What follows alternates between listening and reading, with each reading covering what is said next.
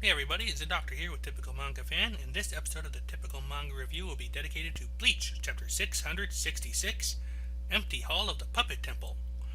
And we open with the empty chest of Eskin, not Lavar, courtesy of Grimjo, who just tosses the heart down to the ground. I'm not gonna lie. That, as I said before, that was a pretty cool way of just squeezing and calming his heart out. Yep. But at the same time, it's like, can he get immune to not having a heart? Is that something that can he? I was thinking about Well, that. It's like, Grimjo's noting this, like, I skew your heart out and you're still breathing? Tough son of a bitch. yeah, but I don't think that means he's immune to having his, like, you know what I'm saying, like, Yeah. because he has immunity to Ryatsu, but I hope he doesn't have immunity to not having his heart, But that will be explained in a few pages, right? But Uruhara said that the reason why Grimjaw is able to move now is because he healed him on the way here, which that means I was right, because I said that Uruhara probably healed Grimjaw while Yoruichi was fighting Right. Askin. Yeah, I do remember you saying that. Yeah, and he said that basically the Arankara's Resurrection ability completely transformed them into basically having a hollow Ryatsu, which I actually thought that the hollow Ryatsu was completely hollow even in their normal state, because even though it's sort of like a Shinigami type of thing, I thought it was still enough of That- hollow I to thought really make a difference. But my thing I thought was like an Arankar and oh no, okay, I was gonna say I thought Arankar was like supposed to be part Shinigami anyway, but then it occurs to me, what is like that's their Zanpakuto, that's how those work. Like their Zanpakuto releases all their hollow power. yeah, I always thought that it was sort of like this Shinigami like, but I didn't think they were actually. I didn't think that the Hollow Ryatsu would actually be like not at 100%. I always thought that it was just sort of minimized to the point where it's not as powerful, but it's still he's still like all hollow enough where the Quincy's would still be be wary of them. But it turns out that it is the Rexion form that's actually the one that really releases everything. Although that was hinted at before, when it said that they couldn't steal the Resurrection form from the because they could steal Bankai's, but they couldn't steal the Resurrection because that's the one that's hollow. Pure hollow. But again, yeah, I always thought that even though they become partially Shinigami when they rip up their mask, I still thought that it was still considered in terms of Ryatsu pure hollow, but I guess not. Whatever, Yeah. that's fine. Anyways, even though Askin is shocked that Uruhara saw far enough to actually prepare Grimjo for an attack, it's not so much that he anticipated what would happen, it's just that he prepared for every possibility he could even consider. Yeah. Like he's what TV tropes would call crazy prepared. Yeah, basically he has 1,000 what if scenarios, just in case anything goes wrong. So Uruhara basically tries to be his best. Tries his best to be like Batman. Yep. Basically. And then And with yeah. a big old creepy face, he says, "We're talking about war. If you lose, you're dead. Preparing and pushing yourself to the brink so you give yourself the best odds survival. It's no different from what everyone does." Yeah, it really isn't. So, but I guess he just goes a little farther than everyone else. 1,000. It's just because no one has the brain capacity to be able to do 1,000. But that's Urara for you, right? Yep. So basically, Grimjo just basically he got to shanks him with his arm, right? Is that with his arm? Yeah. Yeah. Just basically shanks him with his arm again to shut him up. But unfortunately, something happens. And Askin sort of does some type of basically what happens is that as he's starting to die, the gift ball deluxe starts to it magnifies, it becomes bigger, Yep. and I guess I think it basically self destructs, right? I mean, that's essentially what happens. I think everything But the way he explains it, like he has a lock on it that he yeah. keeps subconsciously active in order to avoid getting caught up in the power himself. I thought he was immune. Well, I don't know. Maybe it's like he could affect himself if he does it the wrong way. I don't know. But can he be immune to that too? Like I thought he could adjust his immunity. So can he adjust his immunity to his own powers? I don't. I don't know. But it's Oh, like, or doesn't matter. am I just thinking way too deep into that? Yeah, of course you are. It's Bleach. But no, just me thinking normally is thinking way too deep into this. Yeah, it's like So basically, he says that you know what, you have no strength left to escape, so you're screwed. And you know what, you have you may be the guy who never gets supposed to get unexpected, but I actually got you on something. Basically, that's what he said. And he was going to do his whole lethal thing again, but he's like, you know what, no, I sound like a broken record. You already do, man. You already do. But okay. No, actually, got a funny thing. I was on the TV Tropes forum for Bleach, and one of the posts on there was something like, "I've never seen such a resigned taking you with me." Yeah, whatever. I guess I could take you down with me. Let's do this then. Yeah. So Grimjar starts saying, "No way, I'm not gonna let this be an enemy. Don't worry, man. You're too popular to die." Yeah. Meanwhile, his JoJo shoulder things are making a big old Kriya Sephiroth thing going. Yeah. And we see from the outside of the Gift Ball Deluxe is Nell Yell 2, older song. I think that's her full name. And so basically she says that it turns out that Urahara did expect this as one of 5 possibilities, and so Nell is how to handle it. Is the way he used. Nell is oh damn, I'm messing up. Yeah. Nell is who he planned to kind of counteract this scenario. Yep. And basically, she says that because there are 4 react suits inside, she's gonna have to make at least 2 trips. And so she finds the entrance to the Gift Ball Deluxe, and she says, "Oh, I was so looking forward to meeting up with Ichigo." And so she yeah, because obviously it's going to delay that if nothing else. Yeah, that's gonna be it. So then she goes in, and then we go back to Urahara spitting out blood. And watching the Benihime kind of collapse, I just realized this is almost kind of like Komamura's Bankai, like the big woman thing. Oh yeah, because it kind of imitates at least that it has the health of the user, right? Yeah. So, yeah, I mean, it's not even. It doesn't even have to be like that. It's just if he's not powerful enough he doesn't have enough strength to maintain his Bankai, the Bankai is going to collapse. I think that's the case with a lot of Bankais actually. The Bankai will collapse once you use up your powers. Yeah. Meanwhile, we're getting the same pattern we've been getting so far, where the guy who's supposed to be like big and ultimate and defeat the big boss ends up getting taken out for the rest of the conflict. Yeah, see, I'm so sick of this. Like every time all the Shinigami, because Kubo treats all of his characters like one-trick ponies, because they release all of their abilities against against one of these opponents, and I get that you have to because they're powerful. Right. That even though they win, they're down for the count because he doesn't know what else to do with them. Right. He wants to avoid having characters use the same ability twice in a row, but by doing so, he also makes it so that you can't use them anymore. So I've always said, why don't you just have them use the same ability but in a different way? Yeah. And I know Kubo can do that. He's so creative with his powers. I'm sure he at least knows how he can think of ways to use it in differently. He did that with Hitsugaya, but it didn't work. But it showed that he could do it. Yeah, so why not do it with other characters? Like I said, you can play with the power. They don't necessarily have to work, especially if the character maybe experiments with stuff. But I mean, Siren, another manga, does this very well, where they don't have that many power ups. They basically use the same ability over and over again, but they keep using it in new and in entertaining ways that really keeps you invested and really pulled into at least the fights. Mm-hmm. Anyway, but speaking of Hitsugaya, well, right? Actually, before we do that, while Urahara is collapsing, he's saying, "Forgive me for leaving the rest to you, all of you, Kurosaki and Kuchiki." So Ichigo and Rukia.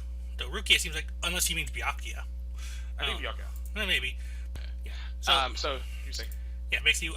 So we go from Urahara back to Gigantor versus Hitsugaya. Versus Natigaya, maybe would be more accurate with the outfit.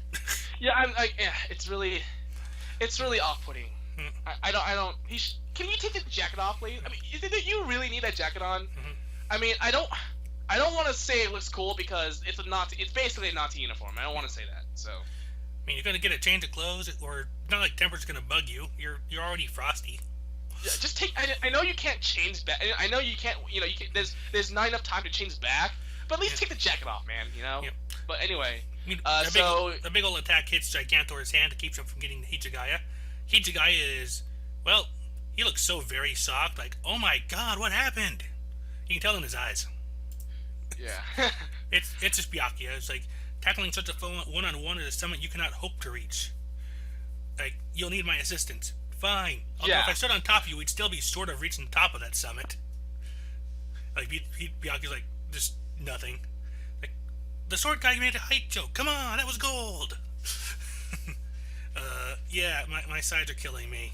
I've never seen Byakuya. Has Byakuya ever acted this way?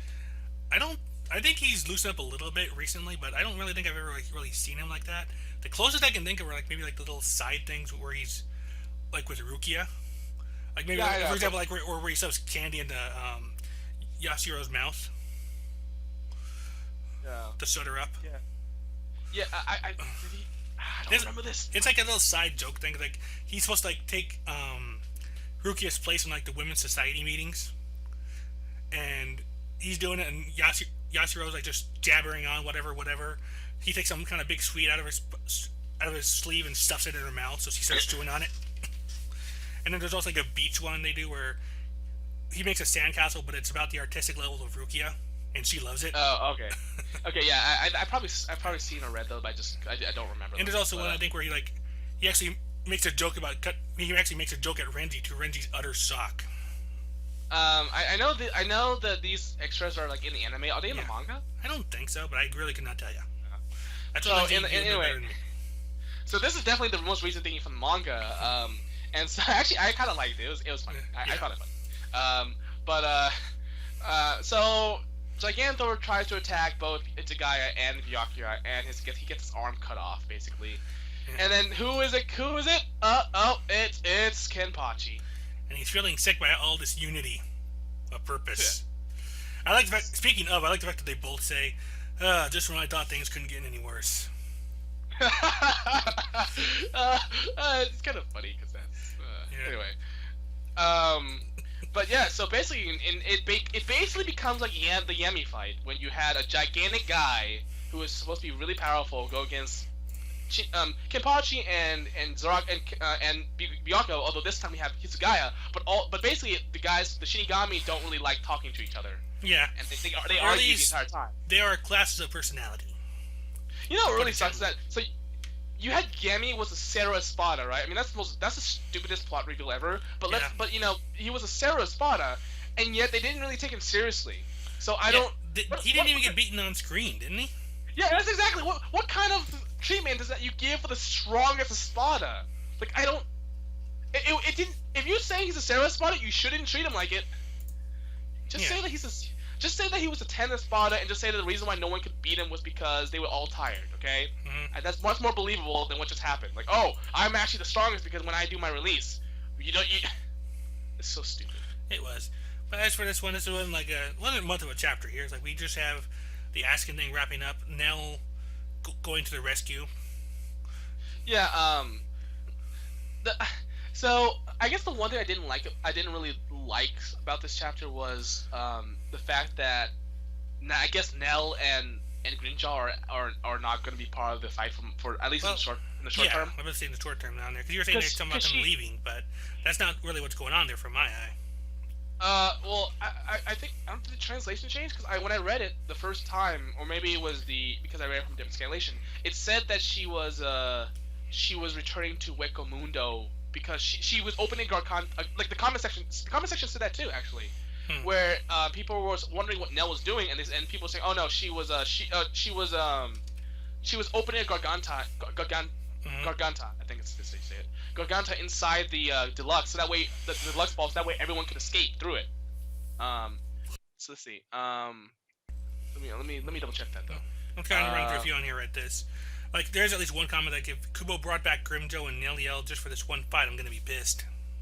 It seemed like it though, and it's okay. So yeah, she's definitely having to she has to open the Garganta, and I feel like I'm saying that wrong, but whatever.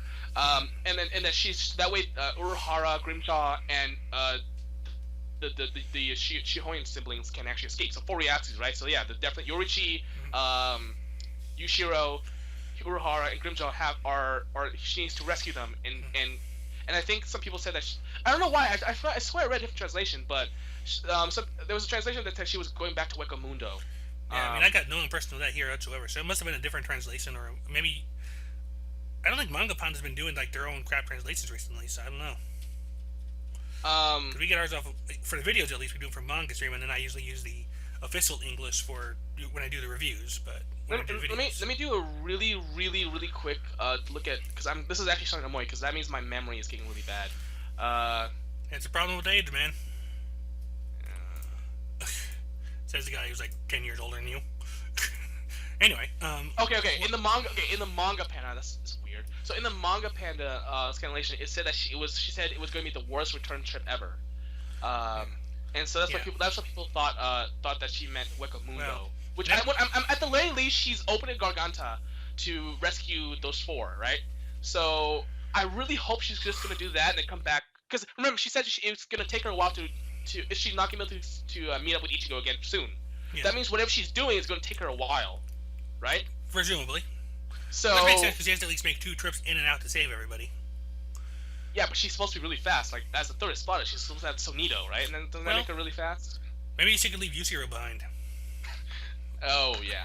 Which, by the way, this just shows that he's not dead. Well, the moment Urahara appeared, I gave up on that. He's a walking Deus Ex Machina, so, yeah. Yeah, but, well, I mean, you should have seen that coming from a long time ago, though. Yeah. I suppose, when it was Yoruichi's fight without him around to begin with, I think you're right. Hindsight. Anyway. Yeah, okay, it is called Garganta. Okay, cool. Okay. So, which kind of annoys me, because that's like, I'm like, if basically you brought Nell back just so that she could be a taxi back home, like, to save her. I mean, it's good that she saves everyone, but it's like, that you gotta have more than that, come on. Yeah. And Urahara, for being one of the 5 powers, that's it? Look, taking down Askin is no joke, right? I mean, he is one of the elite guard, but for a guy who's one of the 5 powers, and definitely not even just that, but the guy who's supposed to be the puppeteer, you know, because if you look at his Bankai, there's also a theme of controlling the strings as a puppeteer, right? Yeah, he's the test master. And he doesn't, and there's a lot of stuff that he hasn't told anyone, so he has a lot of, you know, secrets to hide that he's hiding, and yet he's already taken out the fight that quickly. I don't know. I'm a little, I don't like that, you know. And Grimjaw, so Grimjaw also has to basically leave the fight after just appearing for 1 second. I mean, he does a really cool thing, but it was just one panel. Is that it? Is that all? You brought back Nell? You brought back Grimjaw? At least Grimjaw got to do more than Nell did. I mean, he got to call him Ball Guy. I mean, again, I don't want to take away what Nell's doing, which is saving their asses. Yep. But come on! There's gotta be more than that. Come on. Yeah, right, like she's easily the second half. She also, they have hollow. Sorry? Go ahead. They are hollows. They have an advantage in terms of the reaction was like poison to the Quincy's. We gotta use them more. Come on. Yep. It's safe to say that the second half of this chapter was better than the first half of the chapter. Yeah. Yeah. Because even though we're back to Gigantor, we're still seeing some nice little stuff with the captains here, and hopefully in next coming chapters we'll start seeing stuff with the rest of the Visored and all them kicking back in too. One can hope anyway. Yeah. But I'm a disappointed. Yeah. I mean, like I said, getting the serious guys kind of involved in this was good. And again, like I said, I've said before, but the serious one getting invested in the silliness is a good bit. Like when he's trying to actually humor each guy's joke. Yeah. So Kenpachi comes back, and I'm like, okay, now that we had him win one fight against Mr. Imagination guy, right? Right. And then he lost. He basically he was so tired he couldn't fight against the Quincy girls. Mm-hmm. Then he couldn't fight against Pernita because the nerve thing.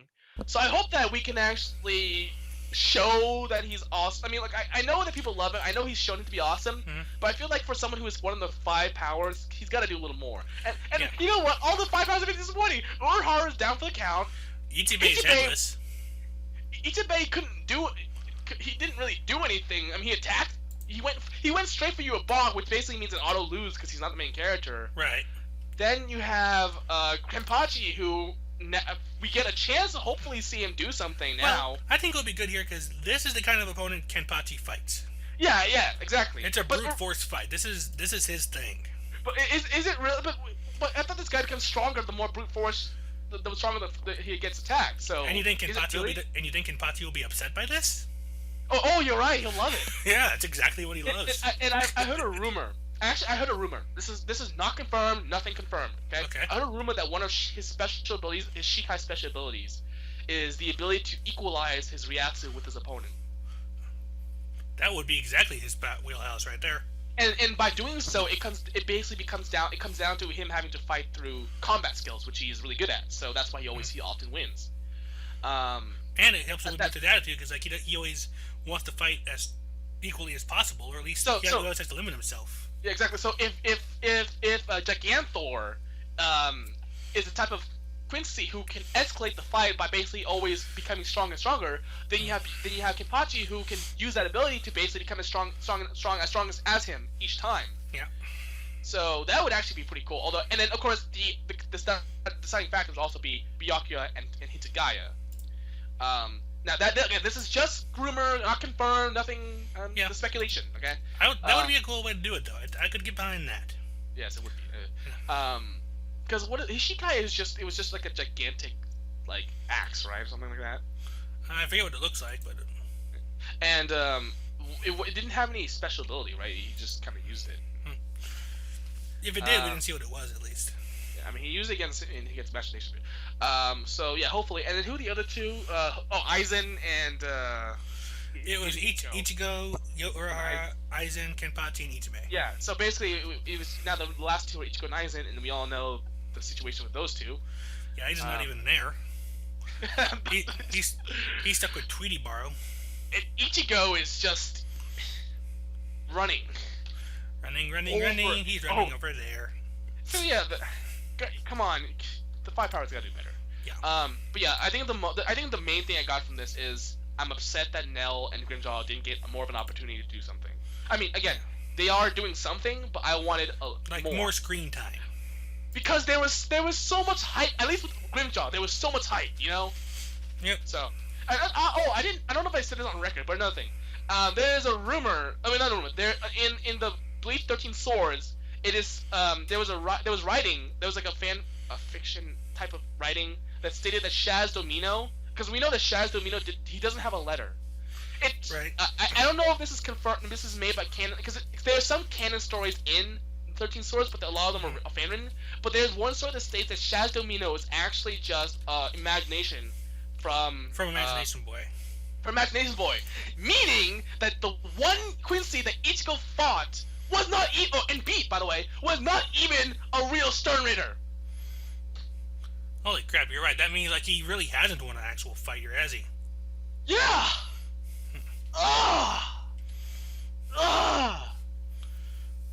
Yep. I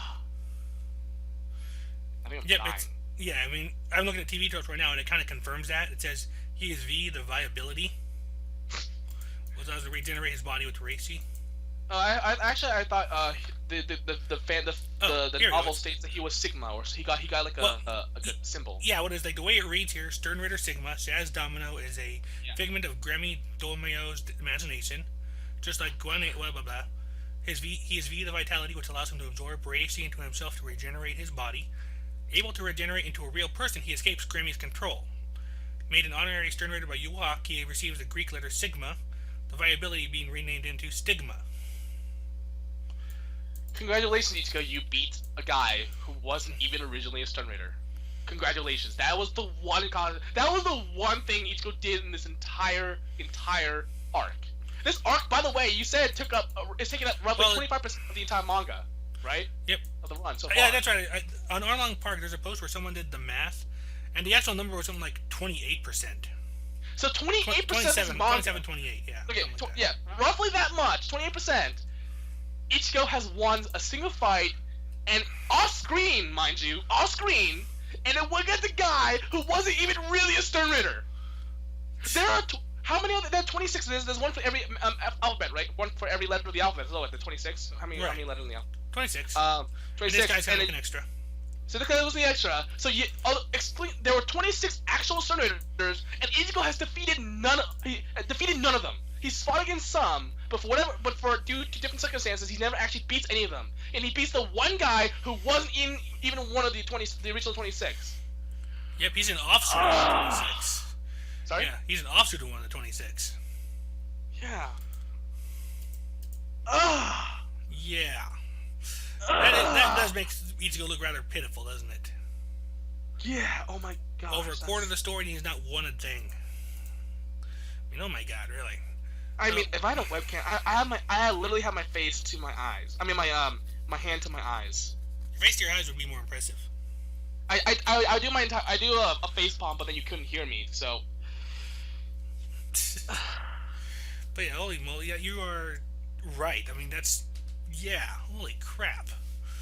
I mean, I'm just laughing now because it's just so funny. I think I've gone insane. This is funny. This is so funny now. yeah, I've got to funny. mention this at some point on that thread there about that, because that's I'm trying to figure if I can find that post that had the percentage on there. But holy crap, you're right. The only fight he actually had, like the only extended fight he had, was against Kirji. But a lot of that was actually off screen too, and he didn't even beat him. It was Grimjaw who basically killed him in the end because he got careless and let Kirji basically didn't finish off Kirji, or QJ, whatever how you say his name. And then so it took Grimjaw to kill him, but Kirji was still able to trap Ichigo in that cage. So if anything, his carelessness screwed him over for a bit too. Yep. That is just like, okay, that is just sad. Mm-hmm. This is ridiculous. Yeah. Okay, let's end this before I start exploding. Yeah, go ahead and save your explosion for the goodbye. Alright. Alright, go ahead and take us. That's been our review of Bleach, chapter 666, Empty Hall of the Puppet Temple. Take us away.